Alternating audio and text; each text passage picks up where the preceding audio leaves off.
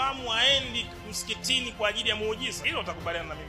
Tata hilo. Ulishawahi kusikia jamani, Allahu akbar, ashhadu an la ilaha illallah, kuna miujiza jamani, njooni mpokee upako, viwete watatembea? Ulishawahi kusikia? Muislamu aendi msikitini kupokea muujiza. Muislamu aendi msikitini kupokea mafuta ya upako. Sijawahi kusikia. Hata wewe usijifanye kichaa, hata wewe hujawahi kusikia. Muislamu anakwenda msikitini kumwabudu Allah subhanahu wa ta'ala, ya lal jalal wal ikram, na Mtume Muhammad sallallahu alaihi wasallam, na wamejazana wana amani. Huku mtumishi, unajua ni mpaka tupate tabu. Njoo Jumapili hii utamuona Yesu mzima mzima, atakuja na sasa haya yote tunahangaika brother kutafuta vichombezo.